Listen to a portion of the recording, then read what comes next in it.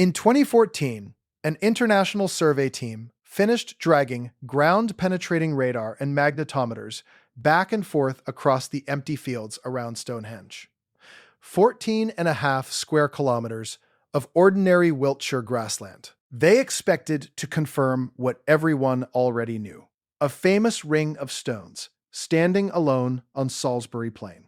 Instead, the instruments came back with 17 previously unknown monuments buried under the soil, and hundreds of features no one had ever recorded, in ground that archaeologists had walked over for nearly 400 years. The stones were never alone.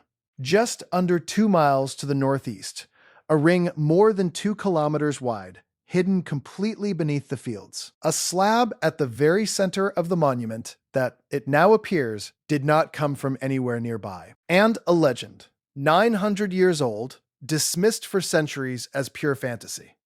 That now contains at least one detail no one can fully explain away. For most of recorded history, the story of Stonehenge was simple. A circle of stones.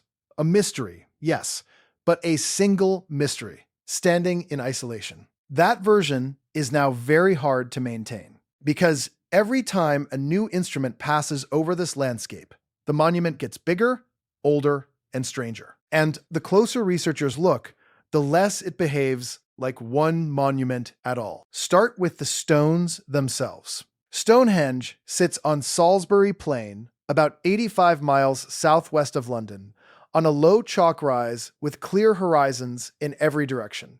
What survives is only part of what once stood, an outer ring of enormous local sandstone blocks called sarsens, some weighing over 20 tons, and inside them a scatter of smaller stones, the so-called blue stones, bluish-gray, weathered, and, compared to the sarsens, almost modest. It is the blue stones that first broke the simple story. Because geologists established as far back as the 1920s that these smaller stones did not belong to Wiltshire at all, the geologist H. Thomas traced them to the Preseli Hills in West Wales, more than 140 miles away, across rivers, valleys, and possibly open sea. This is the detail that makes Stonehenge genuinely unique. It is the only stone circle in Europe whose stones were dragged from more than 20 kilometers away. Most builders, everywhere, used whatever lay close to hand. The people who raised Stonehenge did the opposite. They chose stones that were almost impossibly far away and moved roughly 80 of them. The obvious question is why? And for a long time, that was the whole mystery. Then the ground itself started answering back, and every answer only widened the question. Between 2010 and 2014, the Stonehenge Hidden Landscapes Project, led by Professor Vincent Gaffney of the University of Birmingham and Professor Wolfgang Neubauer of the Ludwig Boltzmann Institute in Vienna, with the universities of Bradford, Nottingham, St. Andrews, and Ghent, set out to do something that had never been attempted at this scale. Not to dig, but to see through the ground. Motorized magnetometers, radar arrays, and laser scanners, methodically covering the whole landscape to a depth of around 3 meters. Researchers arrived expecting mostly empty space between the famous sites. The landscape showed them something else entirely. 17 buried ritual monuments. Hundreds of burial mounds, mapped in fine detail, prehistoric pits, some of which appear to line up with the movements of the sun, and types of monument, Gaffney's team said, that archaeologists had never seen before. Stonehenge, it turned out, was not a monument in isolation. It sat at the center of a crowded, engineered, sacred landscape, one that had been quietly hiding a few feet under the topsoil the entire time. And one of those buried discoveries was far too big to be a shrine. Travel less than 2 miles northeast of the stones, and you reach Durrington Walls, a vast circular earthwork, a superhenge, and the place many archaeologists believe the builders of Stonehenge actually lived. If Stonehenge was for the dead, Durrington was for the living, a settlement where people gathered, feasted, and worked. In 2020, Gaffney's team announced something buried around it. A ring of enormous shafts, pits up to 10 meters across and at least 5 meters deep, arranged in a circle more than 2 kilometers wide, enclosing Durrington Walls and the nearby site of Woodhenge. At least 20 were identified. There may originally have been more than 30. Carbon dating placed them around 2500 BC, the same era as Durrington itself. When the pits were first noticed, many archaeologists were skeptical. They looked, some argued, like natural hollows in the chalk, nothing more than holes. The debate ran for years, but follow-up research, published through 2025, reinforced the harder interpretation. The shafts were dug by people, arranged with enough geometric precision to suggest real mathematical skill, and gradually filled in over time, in some cases perhaps deliberately. Sediment analysis even showed that much of the material inside them had not come from the local ground. Gaffney's conclusion was blunt. The circle of shafts around Durrington Walls is without precedent in the UK, possibly the largest prehistoric structure ever identified in Britain. A 2-kilometer ring dug into the earth, hidden for 4,500 years, on the doorstep of the most studied ancient site in the country. And it raises a question no one has fully answered. What were people so determined to enclose? By this point, the pattern is clear. Stonehenge is not the story. Stonehenge is the center of a story, one that keeps expanding outward in every direction every time someone looks properly. And the newest expansion points, not east and not west to Wales, but far, far to the north, return to the center of the monument and lie almost hidden beneath 2 collapsed sarsens is a single 5-meter slab of sandstone, the altar stone. It is different from everything around it,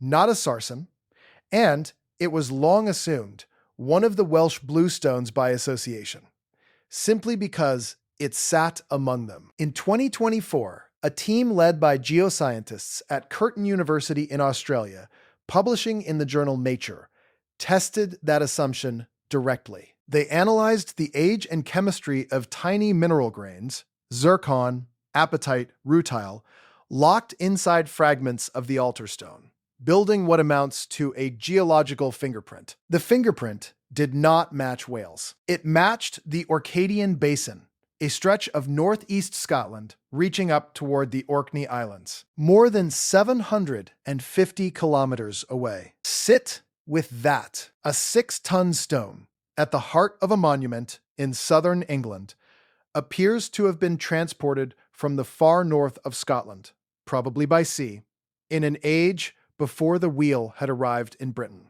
The lead author called it the last odd one out among Stonehenge's stones, and its answer was the strangest of all. Now, and this matters, some researchers have pushed back. A separate 2024 study argued the stone did not come from mainland Orkney specifically, pointing to mineral mismatches, and the precise source point within that vast Scottish basin is still unestablished. What is established is this: the altar stone is not local, not Welsh, and carries a northern signature. What remains uncertain is exactly where in the north, and, above all, how. The question is still open. Which brings us back to Wales, and to the strangest twist of all, the one that briefly seemed to solve everything, and then refused to stay solved. Travel roughly 140 miles west of Stonehenge, to the Preseli Hills of Pembrokeshire. Here,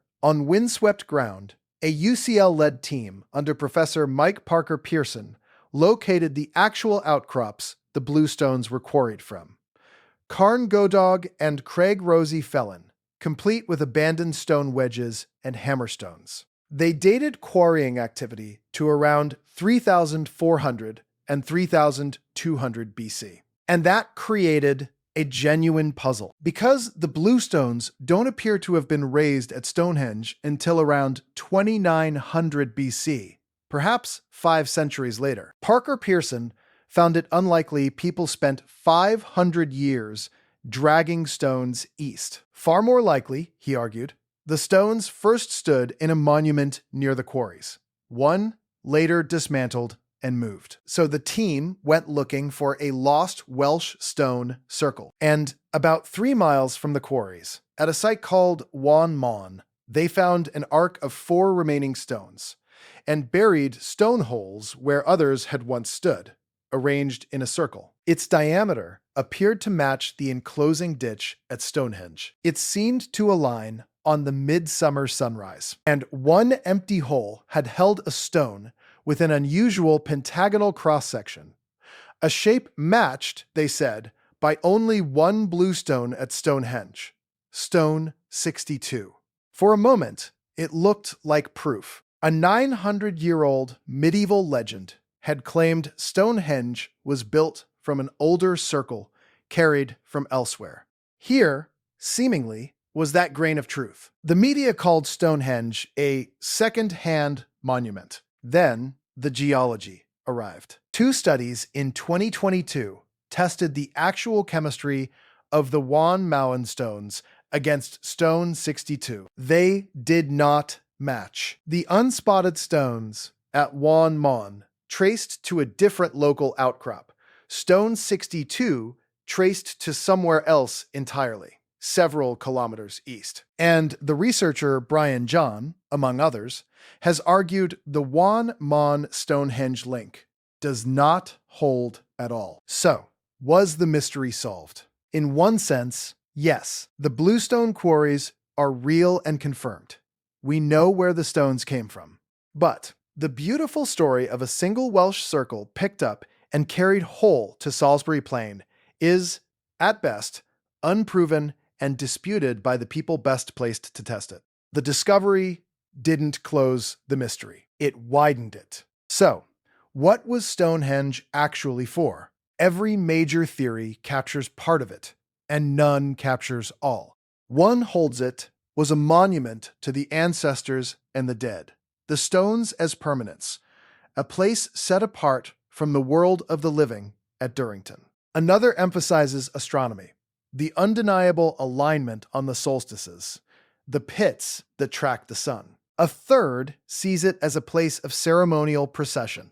Gaffney's team suggested the newly found shrine-like structures ringing the site may mark a Neolithic ritual route. And a fourth, favored by Parker Pearson, sees the very act of hauling stones from Wales and perhaps Scotland as an act of unification.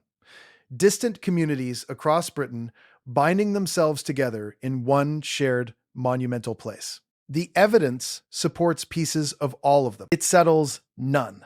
For centuries, Stonehenge confused historians because it seemed to sit alone, a single riddle with a single answer waiting to be found. We now know that was the wrong picture entirely. The stones are one visible fragment of something enormous, a ring hidden underground, 2 kilometers wide, quarries 140 miles west, a heartstone perhaps 750 kilometers north, and a landscape so densely built that we are still finding pieces of it every few years. The accepted version keeps getting harder to maintain, not because anyone is hiding the truth, but because the ground keeps offering more of it than we can yet explain. The mystery was never why one circle stands on a plain. The mystery is how a scattered people, thousands of years ago, reached across an entire island and pulled it, stone by impossible stone,